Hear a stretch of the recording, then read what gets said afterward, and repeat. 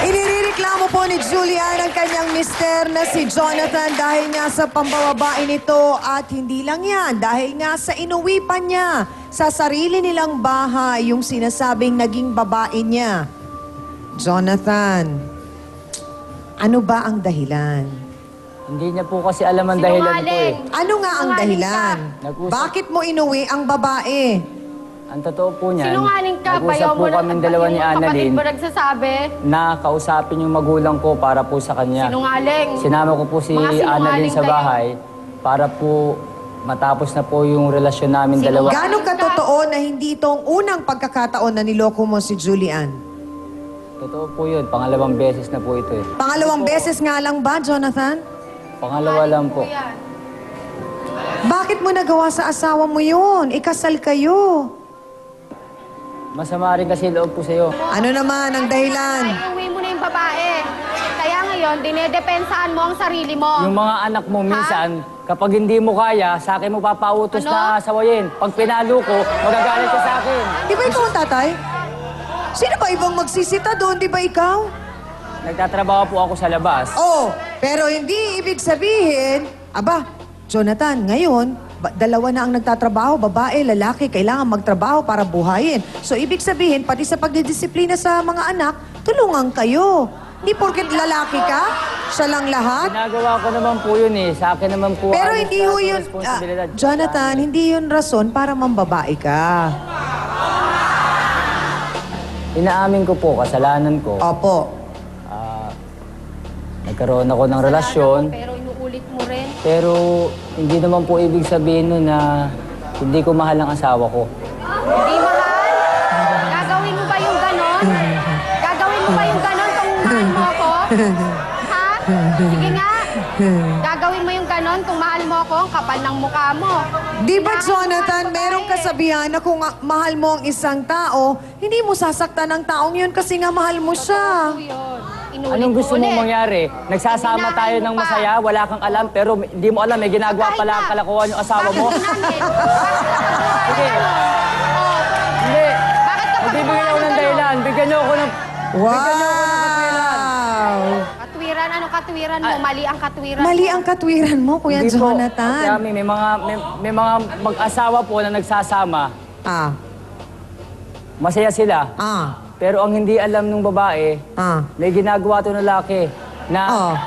So, sino may diferensya? Sino ang gumawa ng kapalpakan? Sino ang gumawa ng milagro? Yung lalaki po. Oh! Kaso nga lang po, ang mabigat nun, yung babae, akala niya, walang ginagawang masama sa kanya yung asawa niya, hanggang sa... Nagawa Ah, ka so na gusto kasi. mo alam niya. Gusto ko po, kung ano man yung... Okay. Tanong ko sa'yo, Jonathan. Po. Jonathan, ito, unawain mo. Hindi po. So gusto mo alam ng asawa mo na may babae ka? Yung nangyari po, pangyayari po talaga yun. Okay. Hindi ko po Ito, sinasadya. hindi mo sinasadya. Hindi ko talaga Naunawaan sinasadya. namin yun. Hindi mo sinasadya. Pero may mga anak ka. Sinasadya. Naiisip mo yun dapat. Hindi Bago mo sinasadya. pinapairal kung ano man ang... kasi ang, di ba, ang buhay, tayo ang gumagawa niyan. Tayo ang pumipili. Alam mo ba kung gaano kasakit para sa aming mga babae Po, alam ko po. ang masaktan ng asawa? At alam mo rin ba kung gaano kasakit para sa aming mga babae na nakikipagtali kami sa asawa namin kahit alam namin na nambababae ang asawa namin? Alam ko po yun. Tama po. Pero yung issue naman natin, B, hindi naman yun talagang... Huwag ka nang magsalita. Ha? Dahil lahat ng Okay. nalalabas sa'yo, puro kasinungalingan. Marahil mauunawaan mo, Jonathan, kung anong pakiramdam kung si Julian man lalaki, ganon? At iuwi sa bahay niyo? Ano magiging pakiramdam mo? Masakit po talaga para sa akin kung sakali mangyari yun. Oh, bakit mo ginagawa sa kanya? Anong sinabi mo sa akin? Ha? Pag ginawa ko yun, anong sinabi mo? Hindi mo na ako tatanggapin, di ba? Natukso nga ako, sorry nga. Di ba? Oh. Sandali lang, pang ilan ka sa magkakapatid? po, ako. Panganay ka. Oo. Tapos, sumunod, puro babae na? Hindi, yung kapatid ko po na lalaki. Ah, ilan kayo? Dalawa lang po kami. Dalawa lang kayo na lalaki. Ah. So, anong sinabi ng nanay mo nung inuwi mo yung babae? Nagalit po siya sa akin, pero bandang uli, naintindihan niya po yung dahilan. Kasi So ano nga ang dahilan? nung dinala ko po Ano siya- ang adhikain mo? Bakit kinakailangang dalin mo si Annalyn dun sa bahay? At naging dahilan nga ang pag-alis niya kasama ang mga anak mo ay ito nga ang pagiging babaero mo, irresponsabling bagay na ginagawa mo na wala namang ibang nagsasabi sa'yo na gawin mo yon kundi ikaw lang at ang sarili mo. Anong purpose? Bakit kailangan mong dalin doon si Annalyn? Inamin mo na kay Julian, may relasyon kayo nung Annalyn, hindi Pero ba? dinala ko po si Annalyn sa bahay. Nung si Annalyn dinala ko sa bahay, tapos na kami noon. Sinungaling. Tapos na kayo, Ikaw pero ang gustong nagkasama kausapin kayo? ni Annalyn, Ha? pero hindi ka nagpunta sa bahay. Ano? Noon na nandun siya. Kasalanan ko. Talaga, Inaamin ko talaga naman sa iyo, ah. kasalanan mo. Inaamin Inamin ko mo, sa iyo. pero ano? O, di ba? Anong gusto mong gawin ko? Anong gusto mong gawin ko para patawarin mo ko? Patawarin? Bakit tingin Anong gusto mo? yun? Paano ako babawi? Hindi mo na mababawi lahat yon. Anong gusto mong gawin ko? Maibabalik mo ba Ganun lang ba Annalyn? kadali yun? Akala mo? Hindi ganun kadali lahat Jonathan? yun, Jonathan. Diretsa ang tanong, kayo pa ba ni Annalyn? Wala na po kami. Wala Kailan na. pa? Simula po nung dinala ko siya sa bahay. Nung 1 linggo natulog siya dun sa amin. Tinapos na po namin yung relasyon namin nun. At ang Sinungaling dahilan- ka. Kagabi lang nasa inyo, sabi ng kapatid mo. Si Sinungaling Johnny, ka. ayos ka. Sinungaling ka. Ayos ka din. Attorney Acosta, gaano kabigat itong ginawa ni Jonathan na masakit na nga para sa isang asawa na siya ay lokohin at mangbabae ang kanyang asawa. Pero sa kasong ito, inuwi pa sa bahay kung saang nagsama ng 8 taon si Julian at si Jonathan, kasama ang kanilang 3 anak.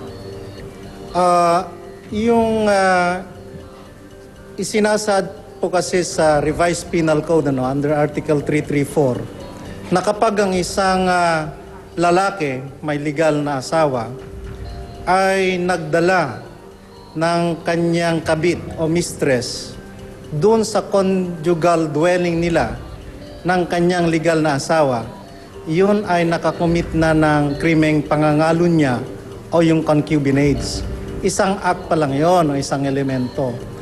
At isa pa rin ay yung halimbawa, isang lalaki rin may legal na asawa, nakipagtalik sa isang iskandalosong kaparaanan sa isang babaeng hindi niya asawa, yun pa rin ay papasok pa rin sa krimeng concubinage.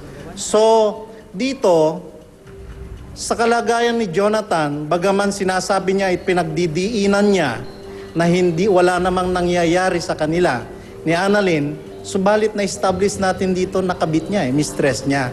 At dinala niya ngayon doon sa bahay na tinitirhan nila ng kanyang legal wife ay pasok na pasok siya sa kasong concubinage.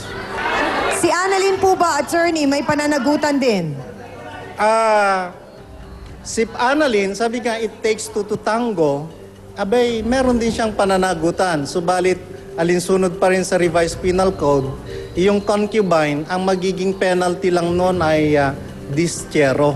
O yung orderan lang siya ng hukuman na umalis Lumayo. o lumayo. Maraming salamat, Attorney Acosta. Mga kasausawan, matapos ninyong marinig ang kwento at panig ni Ate Julian at gano'n ni kay Jonathan din.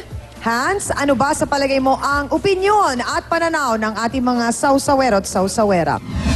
Okay, mga kapatid, narinig niyo ang katanungan ni Chang Ami sa kwentong ito. Sino ba ang nasa tama?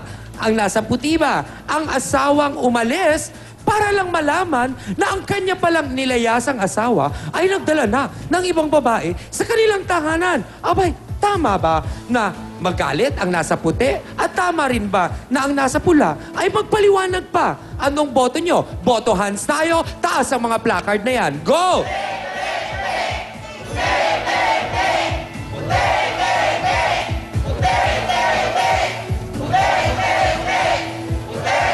Nakutsang!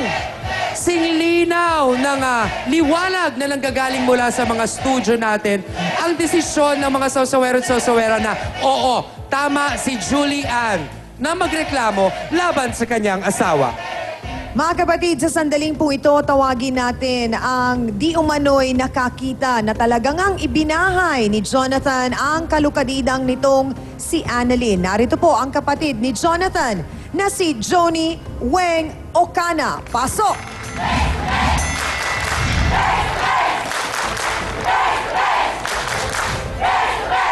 Joni, nakita mo ba na inuwi ni Jonathan yung babae sa bahay nyo? Oo.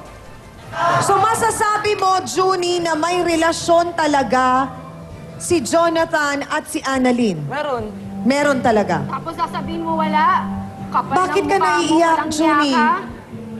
Bakit ka naiiyak? Minak nila eh. Masakit sa akin eh. Bet ga.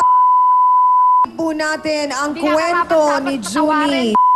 Ang away po na ito ni Julian at Jonathan sa pagbabalik po ng face-to-face. Yan lang po. Kiusap po ako sa kanya, napatawarin na po ako. Hindi niya po ako tinanggap. Ilang beses po napupunta ako dun sa bahay ng biyenang ko para kausapin ko siya. Jonathan. Ano po, inisip po namin ni Okay. Annalyn na kung gagawin namin yung ganitong bagay, Anong ang bagay baka yun? lumusob siya sa bahay namin. Pag dinala ko si Annalyn,